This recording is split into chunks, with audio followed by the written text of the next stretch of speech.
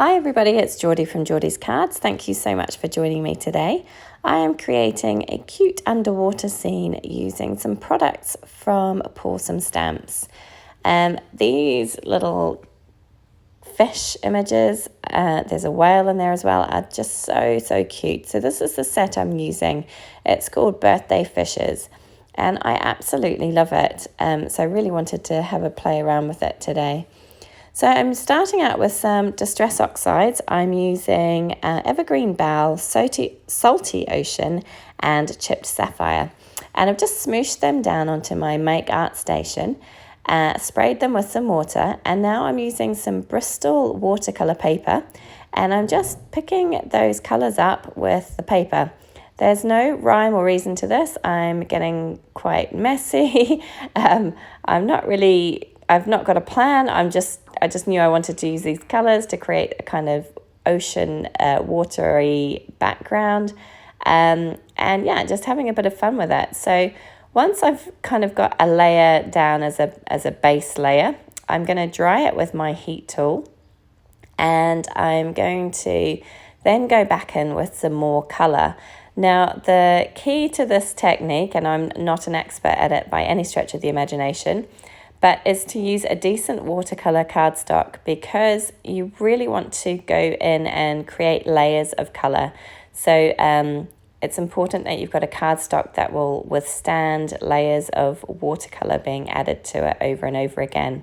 So for my second layer, I'm just using the Chipped Sapphire. I just wanted some of those darker blue to kind of pieces to stand out on my background.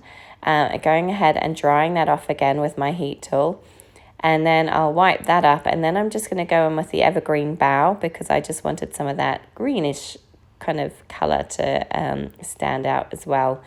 Once that's done, I'm going to call mine quits, but as I say, the key to this is just to keep going and adding layer upon layer, adding different colours till you get what you want. So it's really important to use a decent watercolour cardstock that will stand up to this kind of treatment. But it's a really fun technique to use, and it's not something that I've done a great deal of, but I really enjoyed having a play around with this today. And as I say, I just wanted to create that kind of underwater, watery scene, which I think this technique works really well for. So once that was done, I took some splatters. This is Chipped Sapphire that I'm starting off with, and I'm just splattering that on. It's going to come up a bit darker than the colour that I've smooshed on, so I like the texture that it gives. I'm then doing the same with the Evergreen Bough ink, and just splattering that all over as well. Then I'm bringing my watercolour paint tray in, and I'm using some metallic white. This will add a bit of a sheen, and a kind of a bit of an iridescent sparkle, I suppose. And then finally, I'm finishing up with just some regular white watercolour, which will be a little bit brighter than the metallic white, but it doesn't have the sheen to it. And that's it. There's my panel done. And it does look a bit of a hot mess, but you know, it's okay, because it works really well as a background, and hopefully you'll see that when I come to put the card together. So off screen, I've stamped out all of my images using some Copic friendly ink, and I'm using my Copics to colour these in today. So for my seaweed, I'm using YG 21, 23 and 25. I wanted a nice kind of bright yellowish green for this. In fact, I wanted to try and keep my colours quite nice and bright, to contrast with those blues and kind of greeny blues that I've used for the background. And these images are perfect for that. They're so fun. I've chosen all of the smaller fish images to I haven't used the shark or the whale. And I've just Googled tropical fish on my phone to look at some images of tropical fish to get some colour combinations and ideas. So for this little guy, I'm using YR18 and YR16 for his fins and tail. And then I'm going to go in with B66 and B69. Now, these are quite deep blue colours, but they're also quite bright, if that makes sense. And I kind of just liked the way that they contrasted really well with the orange. And the great thing about these images is that you can really go to town with the colouring, because tropical fish are so bright and colourful. They come in a rainbow of colours, so you could really just have fun with these and play around with whatever you wanted. I decided for my little angel fish, I wanted to kind of try and make them as realistic as possible. So I'm using Y08, Y04 and Y02. And I'm just using these yellow colours on the tail and the fins. And I Googled an angelfish image to get an idea of what colours to use. And I'm really happy with how they turned out, actually. So I used the yellow for the tail and the fin. Then I'm doing some black stripes. So I'm using N8, N6 and N4 for that, just for this kind of middle stripe. And I'm going to add my darkest marker to the bottom of the fish and shade up towards the lightest at the top, just to give it an appearance of kind of a light source coming down from the surface of the ocean, I suppose. And yeah, just to create a little bit of depth and dimension to my little fish here. For the other stripes, I'm going to make them white. So I'm just using N2 and N0, and I'm just using that quite sparingly, and I'm just going to leave it to blend out to white naturally.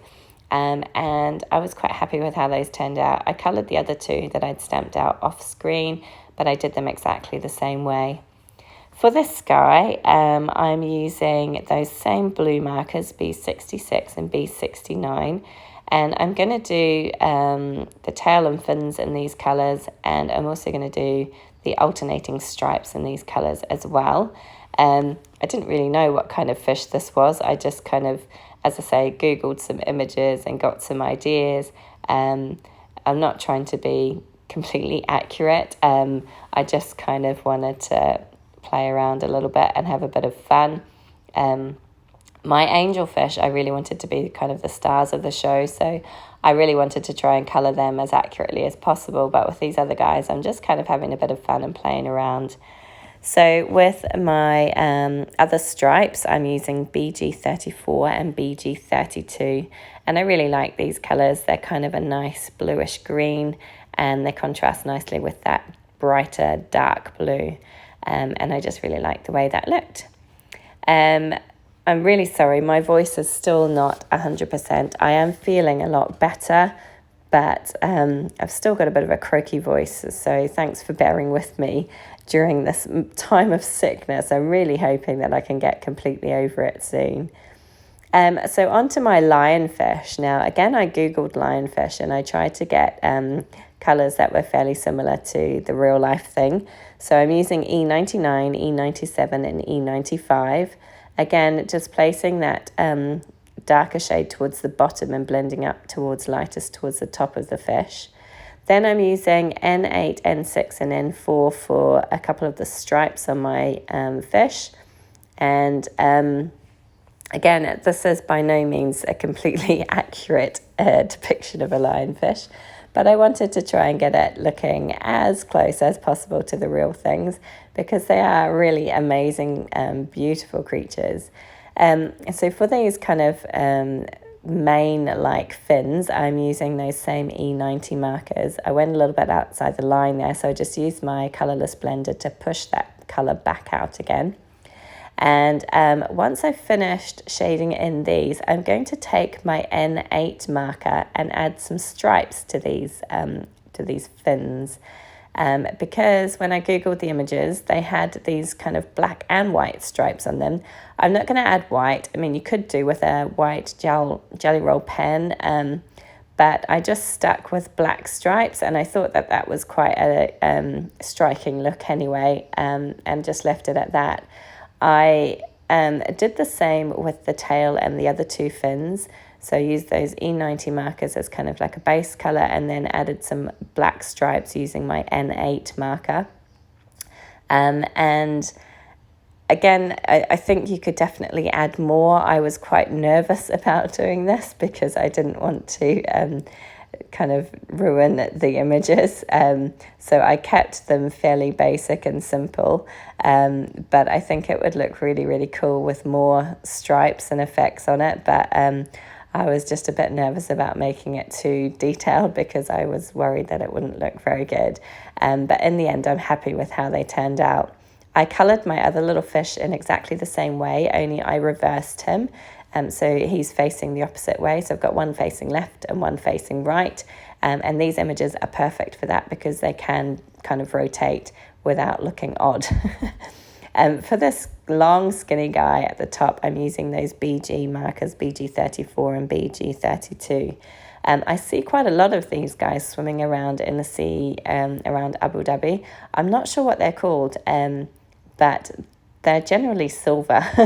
But I've coloured mine in these colours just to be, just because I liked the look of this colour and kind of wanted to do something to add that colour in another place on my card. I like to try and spread my colours around a bit so that they're not just in one spot, so that your eye is kind of drawn across the card. And I'm sorry that I've cut those top bits off there, but it is just fairly simple colouring. So now all of my images have been coloured. I'm going to go ahead and take my white Sakura Jelly Roll pen and add some highlight details to kind of make them look like they're a bit shiny, because fish tend to be quite shiny. Their scales are quite flashy. So I just wanted to add that to create that kind of illusion, and also onto my seaweed as well. And it just gives a bit more dimension and texture to the images too. As I say, these were really, really fun to colour. These images are just so beautifully drawn, and as I say, you could really have so much fun with these. They're very different to other underwater themed sets that I have seen or that I have in my collection.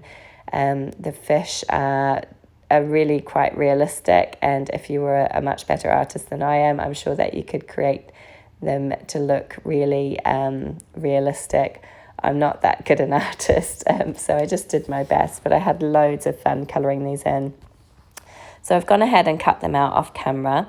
I've also trimmed down my panel that I created to 5.5 by 4.25, and I've cut a stitched rectangle from some dark blue cardstock and attached a piece of acetate to the back of that. Now, I didn't really have a plan when I was creating this. I just kind of went with it. So with another piece of that blue, I've trimmed up the sentiment, which says, "A wish, a splash, a birthday bash." I love that sentiment. I actually cut my stamp down into pieces so that I could stack it. Now, it's a bit nerve-wracking doing that, I admit, but it's quite easy to kind of join them all back together if you want to create a long sentiment strip. But today I wanted to create this stacked sentiment, which I white heat embossed onto the same blue cardstock that I used for the frame. And then I just trimmed it down, just using my scissors, into this kind of flag banner shape. Now I'm going to pop my images on to my card base. So I'm sticking some of them directly onto that background panel using my liquid glue. And I want these two little fish to be kind of hiding in amongst the seaweed. So that's what I'm doing with those. I don't know what I was doing today. I was sticking my fingers in the glue. I saw fingers and thumbs, but we got there in the end. So I'm just attaching those down into the left and right hand bottom corners of my card base. So as I say, I didn't really have a plan when I started this card today. I knew I wanted to do some ink smooshing, so that was definitely part of the plan, and I knew that I wanted to use these images, but that's as far as I got with kind of planning what I was going to do. I just kind of went ahead and did the ink smooshing, did the colouring, and then took it from there really, and it kind of came together really nicely. I'm happy with how it worked out. Sometimes I like to plan everything and know exactly what I'm going to do with a card. Sometimes I just have kind of ideas of things that I want to use in the card, but not sure how it's all going to come together in the end. This is one of those cases. I just kind of winged it a little bit, but I'm really happy with how it turned out. So now I'm just kind of placing everything down to see exactly where I'm going to put this kind of long skinny guy. I don't want him to be covered too much by the banner or by my angelfish, which are both going to be on the front of my card. So I just wanted to kind of check his placement. And then I'm going to glue him down to the background as well. I will be trimming off his tail, sorry little guy, just so he will fit in there nicely. And once that's done, I'm just using my acrylic block to hold those down into place while they dry.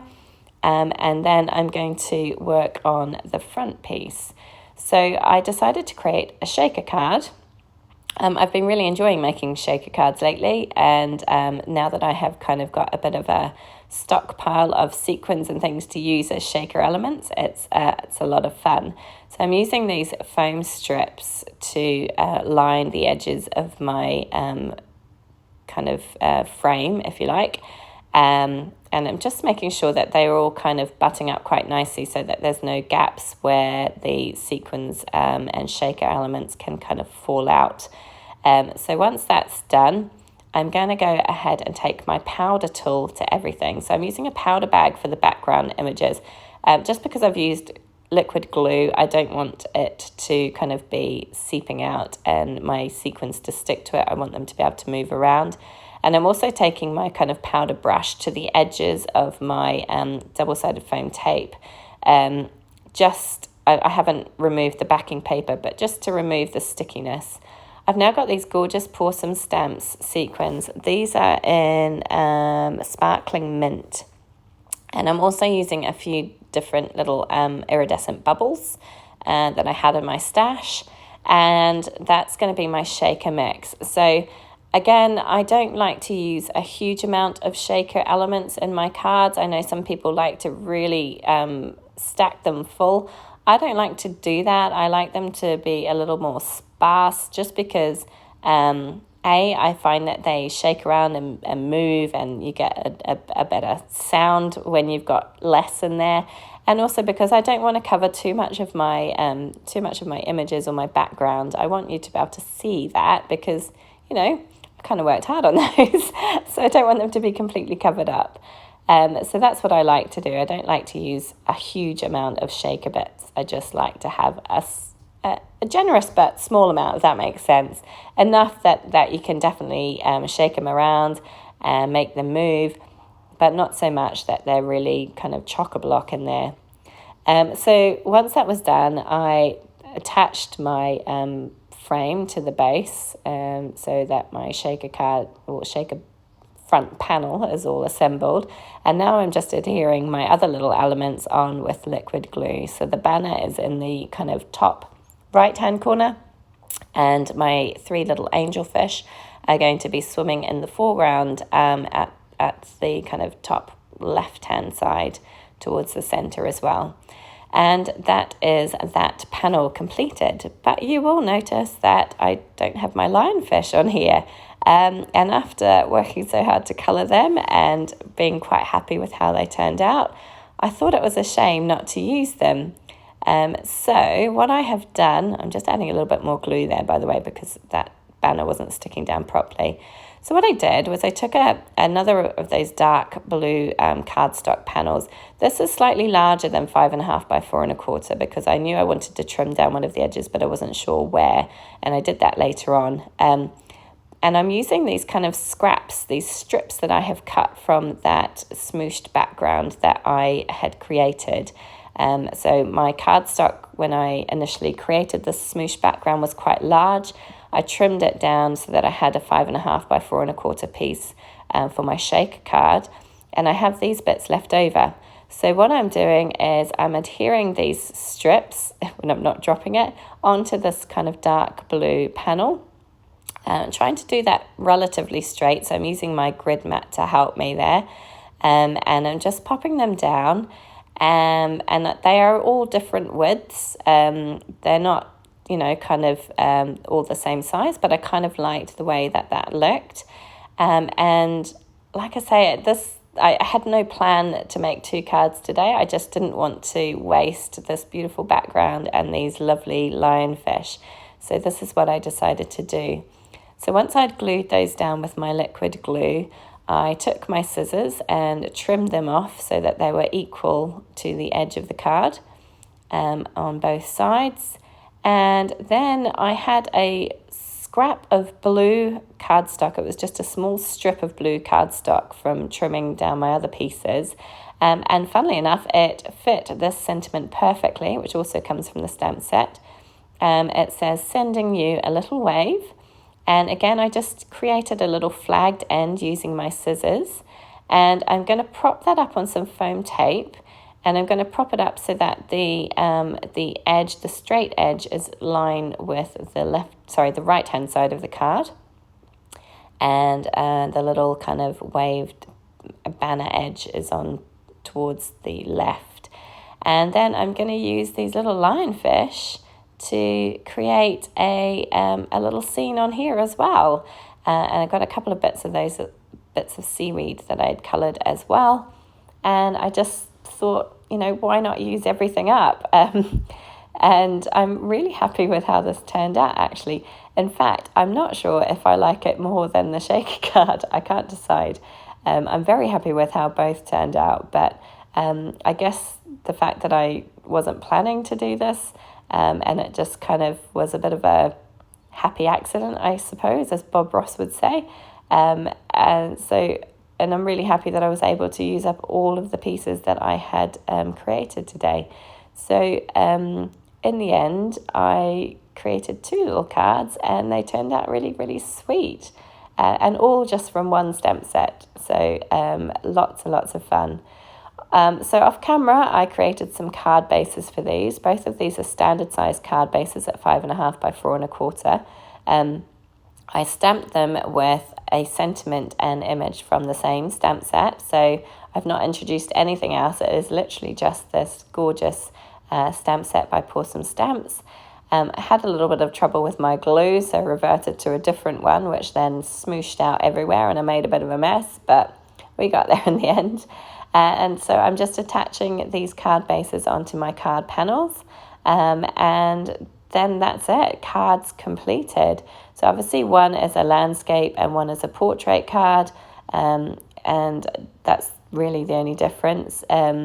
Again, I just used another sentiment from that same stamp set and adhered everything down with my liquid glue. And really happy with how these turned out. And as I say, absolutely love these stamp sets. I think they're very, very gorgeous, and just could be used in so many different ways. You could definitely colour them more formally to look realistic, or maybe a little bit like I've done with some of mine, a little bit more cartoony, but they're just so sweet. Thank you so much for joining me today. I hope you enjoyed this one. Please do give it a thumbs up. Let me know which was your favourite, and please do subscribe to my channel. I'd love to see you back again. Take care. Bye.